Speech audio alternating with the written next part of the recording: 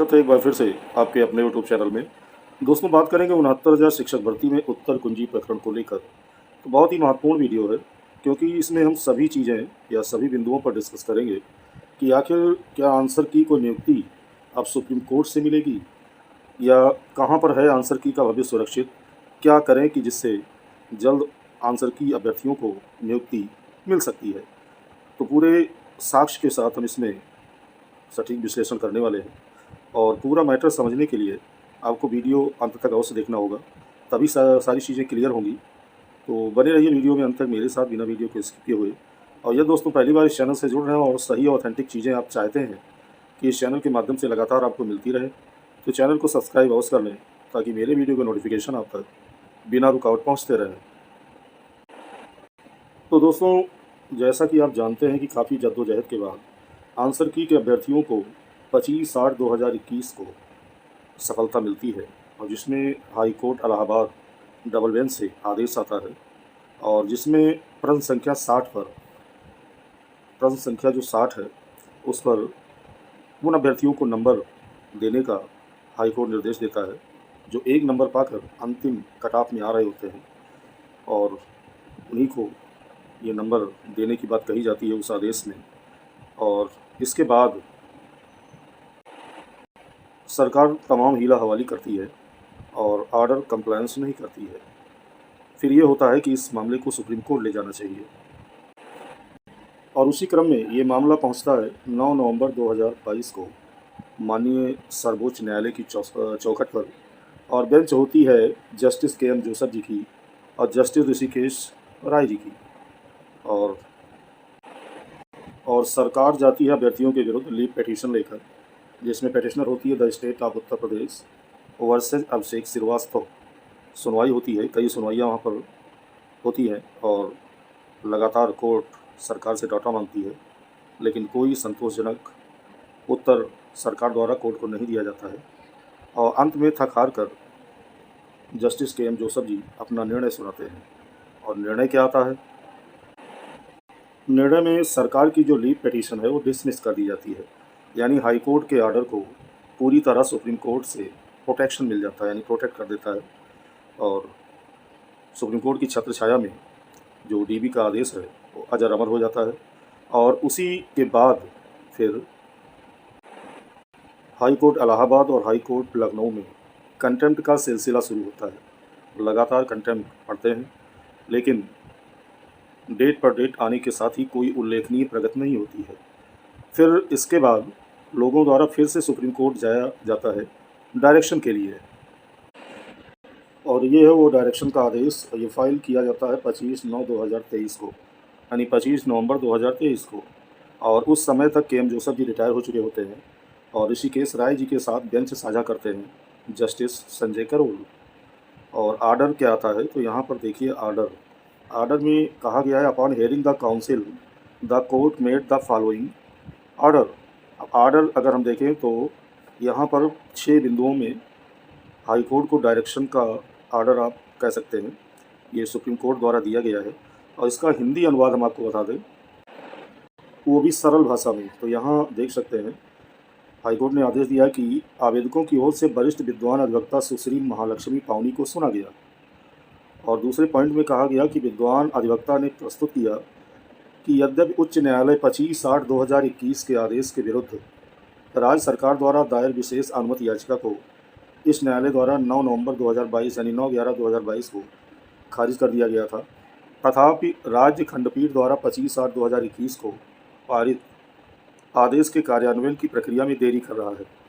ये वहाँ पर कहा गया था कि हाई कोर्ट जो सुनवाई है उसके बारे में बताया गया सुप्रीम कोर्ट को, और ये बताया गया कि जो राज्य सरकार है वो खंडपीठ द्वारा 25/8/2021 को जो आदेश आया है एक नंबर देकर नियुक्ति देने का, उसके कार्यपालन में राज्य सरकार देरी कर रही है। और नंबर 3 में कहा गया कि ये देखा गया है कि उत्तर प्रदेश राज्य में सहायक अध्यापक की भर्ती से संबंधित कार्यवाही जो खारिज की गई एसएलपी से संबंधित है, अब इस न्यायालय में लंबित नहीं है। यानी सुप्रीम कोर्ट ने कहा कि जो सहायक अध्यापक भर्ती से संबंधित एसएलपी है इस न्यायालय में लंबित नहीं है। ऐसी परिस्थितियों में हमारे लिए विविध आवेदन में कोई आदेश पारित करना उचित नहीं होगा, यानी हम कोई आदेश नहीं दे सकते। फिर आगे कहता है सुप्रीम कोर्ट की हम देखते हैं कि प्रभावित पक्ष द्वारा अवमानना कार्रवाई पहले से ही शुरू की जा चुकी है और वह उच्च न्यायालय में लंबित है। यानी सुप्रीम कोर्ट के द्वारा कहा गया कि प्रभावित पक्ष द्वारा जो बताया गया है कि हमारे कंटेम्प्ट हाई कोर्ट में चल रहे हैं और वहाँ न्यायालय में लंबित है, उसी क्रम में आगे आदेश में कहा गया तदनुसार हम विविध आवेदन की योग्यता पर कोई आदेश पारित करने के इच्छुक नहीं हैं। यानी सुप्रीम कोर्ट ने कहा कि हम कोई भी आदेश देने के इच्छुक नहीं हैं, लेकिन पक्षों को लंबित अवमानना कार्रवाई में अपने उपचारों को आगे बढ़ाने के लिए स्वतंत्र छोड़ दिया गया है। सुप्रीम कोर्ट ने ये कहा कि पहली बात तो हम कोई आदेश देने के इच्छुक नहीं हैं, लेकिन इनडायरेक्ट वे में कहीं ना कहीं ये डायरेक्शन दिया कि अवमानना कार्रवाई अपनी बढ़ाने के लिए आप स्वतंत्र हैं। यानी एक प्रकार से हाई कोर्ट के लिए डायरेक्शन भी दिया यहाँ पर। अब आप स्वयं सोच सकते हैं कि 9 नवंबर 2022 की बात करें तो वहाँ से डीबी के आर्डर को अभेद सुरक्षा कवच प्रदान किया गया सुप्रीम कोर्ट द्वारा, और यहाँ पर यह कहा गया कि हम यहाँ पर कोई आदेश देने के इच्छुक नहीं हैं और आगे आप अपने कंटेम्प्ट के माध्यम से नियुक्ति लेने के लिए स्वतंत्र हैं। तो आप स्वयं बताइए कि क्या कुछ चीज़ें अब माननीय सुप्रीम कोर्ट से उत्तर कुंजी में बची हुई हैं? क्या कोई मैटर अब बचा है कि जो सुप्रीम कोर्ट द्वारा निस्तारित होगा? यहाँ स्पष्ट कहा गया है कि अवमानना कार्रवाई बढ़ाने के लिए स्वतंत्र छोड़ दिया गया है, यानी जो भी होगा कंटेम्प्ट के माध्यम से ही होगा। और उसके बाद लखनऊ और हाई कोर्ट इलाहाबाद में कई कंटेम्प्ट की ताबड़तोड़ सुनवाइयाँ होती हैं और लगभग सभी में राज्य सरकार ये हलफनामा प्रस्तुत करती है कि महंतपाल एंड अदर्स का ऑर्डर आने के बाद हम उत्तर कुंजी मामले को प्रोसीड करेंगे। उसी क्रम में इलाहाबाद हाई कोर्ट में एक कंटेम्प्ट की सुनवाई होती है रोहिणी पटेरिया के नाम से, जिसमें सरकार सभी 2249 अभ्यर्थियों को एक नंबर देने की बात कहती है, लेकिन कोई सूची प्रस्तुत नहीं करती है, ना ही संलग्न करती है। और उसी के बाद एक और कंटेम्प्ट में आदेश आता है और ये कंटेम्प्ट होती है विजय कुमार भारती के नाम से, जिसमें बहुत ही अच्छा ऑर्डर देखने को मिला था और इसी में रोहिणी पटेरिया की भी कंटेम्प्ट कनेक्ट है। और ये 8 अप्रैल को ऑर्डर आता है, इससे पहले भी मैंने बताया है। इसमें स्पष्ट रूप से सरकार कहती है कि 174/2023 यानी आरक्षण मामले का ऑर्डर रिजर्व है, जो कि रिजर्व हुआ था 19/3/2023 को, और इसके आने के बाद हम उत्तर कुंजी को प्रोसीड कर देंगे।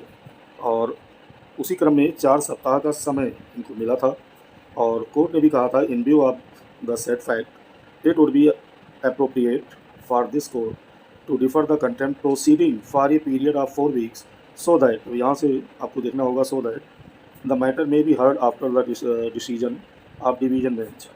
यानी 4 सप्ताह का समय लिया गया था और ये कहा गया था कि डिवीज़न बेंच में जो रिजर्व ऑर्डर है उसके आने के बाद ये मामला सुना जाएगा। और सरकार ने भी कहा था कि उत्तर कुंजी को हम प्रोसीड कर देंगे। अब दोस्तों, जैसा कि आप जानते हैं कि बहुप्रतीक्षित आरक्षण मामले का ऑर्डर भी आ चुका है, लेकिन इस कंटेम्प्ट की सुनवाई की बात करें तो उस ऑर्डर के आने के बाद इसकी एक सुनवाई लग चुकी है और उसके पहले की सुनवाइयों में लगातार ही पास ओवर हो रहा था, और जिसमें हवाला ये दिया गया था कि इसकी सुनवाई का तब तक कोई मतलब नहीं है जब तक आरक्षण मामले का ऑर्डर नहीं आ जाता। और उसके बाद एक सुनवाई इसकी लगी और वो भी पास ओवर हो गई। कहने का मतलब दोस्तों ये है कि इसमें जो स्पष्ट रूप से कहा गया है कि आरक्षण मामले के ऑर्डर आने के बाद हम मामले को आगे प्रोसीड कर देंगे, तो फिर अन्यत्र जो है विचार करने की कोई आवश्यकता ही नहीं है।